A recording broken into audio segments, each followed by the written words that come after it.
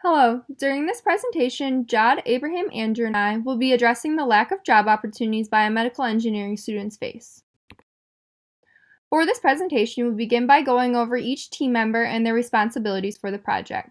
Next, we will give some BME employment background information that will be useful in order to understand the significance of our project. We will then discuss the purpose and proposal idea of the project. We will go over the data we've collected and analyzed from our BME student peers and the recruiters in the field, and explain how this information has helped us better understand the employment problems BME students face. We will then discuss the possible recommendations to help BME students find jobs that we have considered. We will then go over the criteria we use to evaluate our possible recommendations. We will then go over our final proposal idea that we believe will increase the number of job offers BME students will receive. And lastly, we will go over our conclusion. Now we will meet the team for this project. Jod was the team leader of the group. He helped set up and arrange meeting times and made sure everybody's part of the project was done on time. He was in charge of analyzing our student survey data and using Excel to create graphs and visuals. Abraham was a team member responsible for creating the student survey, sending it out to BME students, and collecting an adequate number of responses to make meaningful conclusions. I, Brooke, was a team member in the group in charge of analyzing the recruiter survey and making meaningful conclusions from it. Since the recruiter survey was mainly short answer, I had to go through and manually figure out a way to group the data in order to take out important information from it. Andrew was a team member responsible for creating this recruiter survey, sending it out to an adequate number of BME companies and recruiters, and then collecting enough data to make significant findings. And we were all responsible for conducting secondary research to help find statistics and other information needed for the project. Now we will go over some BME employment background. So there are two major issues that BME students face when finding jobs. One is the lack of employment opportunities for BME students. When looking at the statistics below, you can see the proportion of BME jobs compared to other engineering disciplines is almost 1/10 of the jobs. Although there are fewer job opportunities for BME students, the second major issue BME students face is their deficiency in technical skills they have in comparison to other engineering disciplines like mechanical or electrical engineering, which recruiters had mentioned in our survey as one of the reasons as to why BME students were not extended offers. If nothing is to be done about the current employment issues BME students are facing, then they will continue to work in jobs not related to their field or face possible unemployment. Now we will go over our proposal idea and goal of this project. Our proposal idea is how Biomedical Engineering Society, or BMES, can make BME students as competitive as other engineering disciplines to recruiters in the field. The goal of this project is to better understand the difficulties and issues surrounding employment opportunities for BME students and then develop solutions that can be easily implemented to resolve these issues. Up next, Jod will discuss the student survey data that we have collected and analyzed. In this section, we will be talking about how we collected our data and how we obtained the results and how we analyzed those results to form conclusions and possible recommendations which can help us with the issue that BME students are facing in finding job opportunities. So the way we collected our data was by sending two surveys out, one that was sent to BME students and another one which was sent to recruiters. We utilized the software Qualtrics to create the survey and send them out, and we sent out the BME student survey using our faculty advisor, which was able to target all of the students in BME. So the survey that we sent out to students consisted of 7 simple questions. The first 2 questions asked for the students' graduation date and planned concentration. We thought this would be helpful to see if there was a correlation between when people graduated and what their planned concentration was with their opportunities of getting job offers. Then we wanted to see how many internships people have applied to in general, and of them, how many of them were BME related. Then we wanted to see of them, how many people have received job offers from the total jobs or the number of BME jobs that they had applied to. The last 2 questions focused on checking how satisfied people were with being in a BME program in terms of applying to jobs and the types of job opportunities there was within the field of BME. So we asked students for a rating of their experience with job searching, to which they give a rating between 1 and 10, where 10 was the most difficult and 1 was very easy. Lastly, we wanted to see if students believed that if they were in another engineering discipline, if it would be easier for them to find jobs. The data showed that from the expected graduation dates, that approximately 39% of the people who took our survey were juniors, approximately 33% were seniors, 24% were freshmen, and only 4% were sophomores. Next, while looking at the planned concentration, we saw that approximately 60% of the students who took our survey were biomechanics students, while approximately 22% were biomaterials and 15% were bioinstrumentation. However, 4% of them were still undecided. So there were 46 people in total who took our survey. Of them, 13 people had said that they had not applied to any jobs or internships, while the remaining 33 had applied to at least one job or internship or more. Um, of the 33 people who had applied to jobs or internships, we wanted to see how many of them had applied to BME related jobs or internships, to which at least every person had applied to at least one job or internship that was BME related. However, many of them who had applied to more than one job had applied to many of them being BME related. Looking at After analyzing this data, we looked at how many of them had actually received offers, and it was surprising to see that only 17% of the students that had applied for jobs or internships had received offers. This shows how much of an issue it is finding jobs or opportunities while being a BME major, which really shows that there needs to be action taken in order to improve these conditions. So next, looking at the last two questions, we saw the dissatisfaction of BME students through their ratings of how difficult it was for them to find jobs or to go through the experience of interviewing.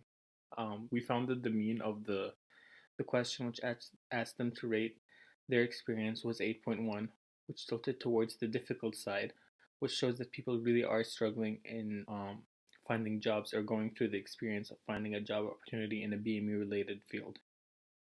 Lastly, we wanted to see how many people thought it would be easier for them to find another job if they were in another engineering major, such as mechanical engineering, civil engineering, or electrical engineering. Of that, we found that 41 of our 46 survey takers said that they think it would be easier for them to find a job if they were in another engineering major. That's because these other engineering majors, such as electrical engineering or computer engineering, for example, have had more experience and have been on the market for much longer, so recruiters are familiar with the skills they possess. So next, Abraham will be looking at the recruiter survey and the results that was obtained from them. And now we'll be talking about the recruiter survey. Just like the previous survey, the recruiter survey was created using Qualtrics. We first asked whether any offers have been extended to BME students within the past year. The next question they were asked varied depending on how they responded to that question. So if they had hired a BME student, we asked what percentage of those total job offers were given to BME students in order to give their answer a little more context. If they had responded no, we then asked the reason as to why they responded no to that BME applicant. And so the whole purpose of this is sort of try and see if we can correlate the data received from students to the data we also receive from recruiters and sort of try and compare them or find any differences between them. Then, the recruiters were all asked about one skill they felt would make BME applicants more competitive for the jobs they're applying for, or skills that they believe BMEs are lacking. The whole purpose of this survey was sort of try and see the recruiter side of the problem, sort of their point of view, and see utilize the information they gave us in order to help craft a solution that's very well-rounded, takes into account both BME students' responses along with recruiters' responses. We received a total of 11 responses from recruiters on this survey. All these recruiters come from the engineering industry. So, looking at question 1 and question 2, the opportunity outlook. The first question that was asked was, have you offered any jobs to BME students? And so, of the 11 recruiters, 2 of them said yes. So 18.2% have extended job offers. So then, to give this a little bit more context, the second question asked them what percentage of those jobs were given to BME students, and so they had responded 10% of these new job offers were given to BMEs. So this shows just how bad or just how many opportunities BMEs are lacking, and sort of coincides with the struggles and frustrations Shad was talking about in the review of his BME student survey.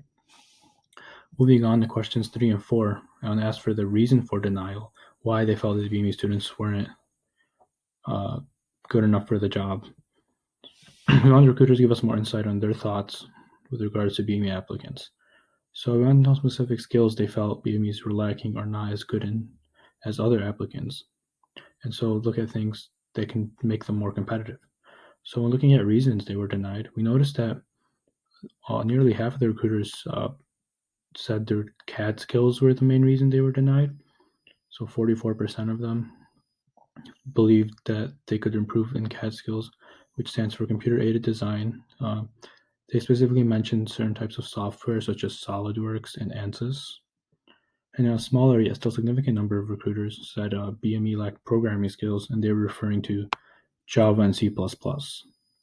Then, still a good portion also mentioned that the BME students were very well rounded and that they need to be able to use varying different types of softwares and that they should be able to get more practice with that. And then so things that didn't fall in line with these categories are things like fixing up your resume and also making sure you're fixing up your interviewing skills. And so when looking at the recruiter's point of view, this sort of helps us to see just exactly what we as BMEs are missing and look at ways that we can make BME applicants more competitive when compared to other students. And now I'll be looking into recommendations. So based off those things we received from recruiters, from BME students, and based on our research, we came up with 4 different recommendations to be able to try and solve our solution. So the first of these recommendations is improving the career fair. Currently, we're lacking a bit in that we don't have enough people attending it in terms of industry professionals. And so one of the ways to improve this would be able to simply have more professionals attending this, thus giving BME students more opportunities. And second is a skills workshop, and that's based off of the responses we received from recruiters. So we would be holding these workshops to teach BME students several skills, such as SolidWorks or Java. The third of this is conference funding. So we would be sending students to conferences all around the nation in order to be able to get more networking opportunities and also in hopes that would lead to a job. The fourth is BME curriculum adjustments. So this will entail changing the type of classes we take in order to include more hands-on things and also include programs that recruiters mentioned would be important to have as a BME applicant. And now Andrew will talk to you guys about the evaluation criteria. Next, I'll be going over the criteria we use to evaluate our solutions, as well as our final proposal and how we came to this decision. Whenever we would attempt to validate any proposal, the common conditions that we found ourselves forced to abide by were the cost efficiency of the solution, the effectiveness, and the ease of implementation. When gauging how effective a solution will end up being, it's difficult to accurately predict the effect of each solution, and we won't be able to really say students will get more jobs because of this. That's why we measured effectiveness by 3 factors. What will students gain, how many students will participate, and whether it will increase opportunities for students or not. The second condition we monitored was cost efficiency. Specifically, we're looking at the impact this will have when pitching plans to BMES and the BME department. Here we want to know generally how much a proposal will cost, as well as if the cost is sustainable or not. An example of this would be a large one-time investment opposed to an annual fund dedicated to a solution. The third factor we must evaluate is the evaluation of the given proposal. Since we are proposing these plans to BMES, who will potentially be relaying our plans to the BME department, we will get nowhere if they deem our ideas not feasible. The idea behind these constraints, effectively, is that we can eventually develop a sort of ratio that we can use to understand how the gains, being the effectiveness, from a given solution measure up to the drawbacks, whether they're the cost or the implementation troubles. Like I just mentioned, we are trying to come up with a good comparison to figure out which solution is best. We're employing a Pew matrix. Besides listing the criteria we will be measuring our solutions with, we will also need to establish the weight of each criteria. We ended up ranking how effective a solution is at 3, while the ease of implementation and cost efficiency of a proposal at 2. The difference is just because the main goal of our solution is improving BME student employment opportunities. So it wouldn't really make sense to settle for an option that doesn't fully accomplish that. Here's our Pew matrix. As you can see, the criteria are listed as the cost efficiency, the ease of implementation, and the effectiveness. And the 4 different solutions that we're presenting, the career fair improvement, skills workshop, conference funding, and curriculum alterations. When going through for career fair improvement, we can see that it is fairly cost efficient, ranking at a 4 out of 5. It should be noted that the weight was ranked between 1 and 3, and the career fair improvement was ranked between 1 and 5. 1 being the worst, 3 or 5 in the case of the different solutions being the best.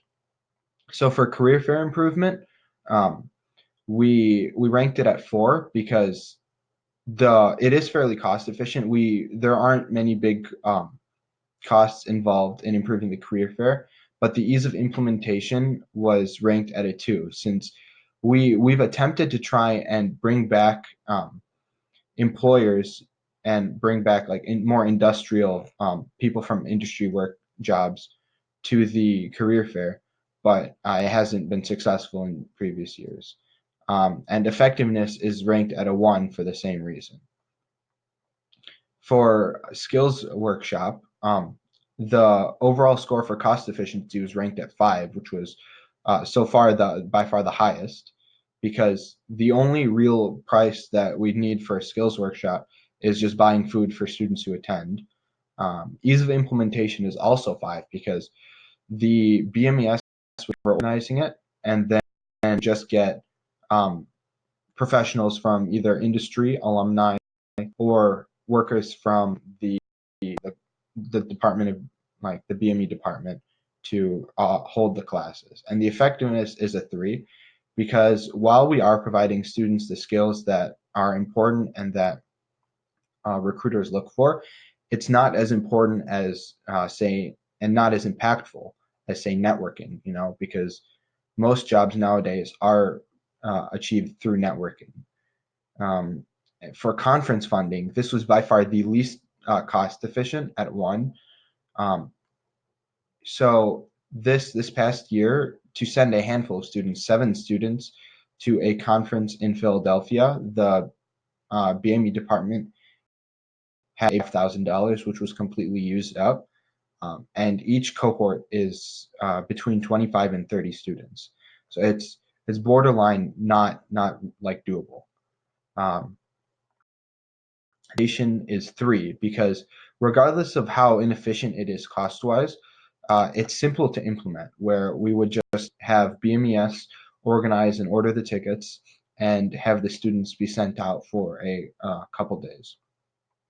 The effectiveness is a 5 because of the importance of the connections that are made there. And yes, so for curriculum alterations, this one was also very cost efficient because there aren't any real costs linked to altering curriculum, but the main downside is the implementation, as we'd have to make sure that the courses are certified and everything by the college first. Is a 3 because it's similar to what's offered by skill workshops, where altering these courses is going to offer students these skills that are important, but there isn't going to be much connections and network building. So after going through the Pew matrix, we concluded that the most efficient solution was to establish skill workshops. So as you can see here, our final proposal is BMES holding 2 workshops semester that would offer various skills that recruiters and BMES deem beneficial to BME students. These would include knowledge of software like C++, Java, FEA using SolidWorks and Siemens NX, as well as CFD using ANSYS. The BMES board would organize the event and provide complimentary food for students. This will cost BMES no more than $25. The workshops will be taught by industry volunteers, as mentioned earlier, Wayne State alumni, or BME department staff to ensure a quality learning experience. And now Brooke will wrap up our project. Now we will conclude this presentation with how we will implement our final proposal, as well as a recap of our final recommendation and future goals of this project. In order for our proposal to be implemented, we will first need to have the approval of BMES and the chair of the BME department. Providing we gain approval, BMES will be in charge of organizing and funding each workshop, which will be held twice a semester. Before the start of each workshop, BMES will begin by finding volunteers to run each workshop. After gaining the possible dates and times for multiple volunteers for this semester, a survey will be sent out to students in the BME program to get the student availability. BMES will then be responsible to match up the volunteer and student availability to set 2 workshop dates and times within the first 2 weeks of the semester to give students ample time to take those days and times off. BMES will also need to schedule a room in the engineering building to hold these workshops. The last thing BMES will be responsible for is promoting the workshops by sending out emails and flyers to remind students of the events and funding the food at each workshop. After the first year of implementation, we would then want BMES to conduct the same survey we gave to students for this project and see if the percent of job offers has increased for BME students. Our survey showed that more than 60% of students have applied for jobs or internships, and at least one of these jobs were BME related. When assessing the number of offers BME students had received, only 17% of the students had received offers. We believe the most effective way to increase BME student offers would be for BMES to put on skills workshops for BME students to make them more competitive to other engineering disciplines by obtaining the skills that recruiters are looking for. BMES would use volunteers to run a workshop twice a semester and provide food for them. In the future, provided the skills workshops are successful and we see improvement in the percent of the BME students obtaining jobs or internships, we would like BMES to receive additional funding from the BME department to send students to BME conferences in order to build connections to employers, because experts estimate that 70 to 85% of the workers in their current position is due to some form of networking. This addition to our proposal in the future could also tremendously increase the number of BME students that receive jobs or internships in the field. Thank you for watching our presentation. If you have any questions or suggestions, you can email us at gg4877@wayne.edu.